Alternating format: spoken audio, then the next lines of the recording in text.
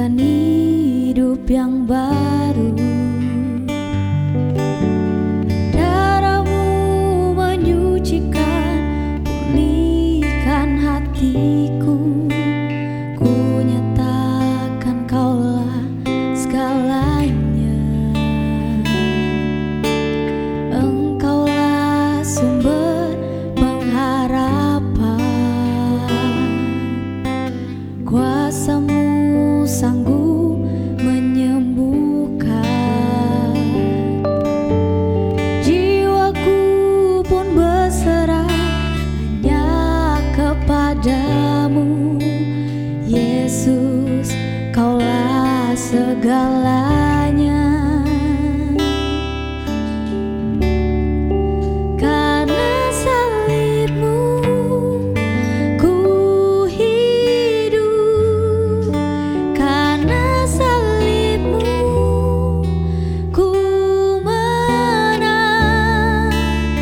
Engkau yang berkuasa, sanggup untuk melakukan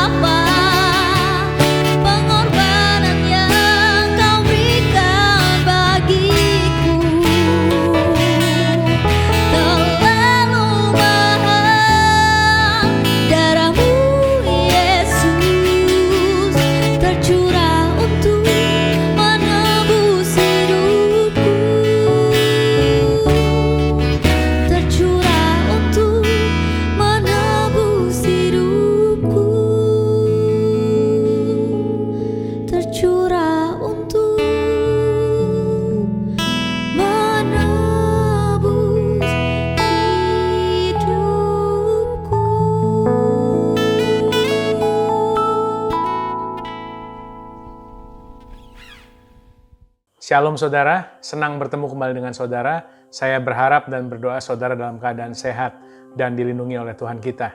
Saudara, tema devotion saya hari ini adalah jangan kasih diskon.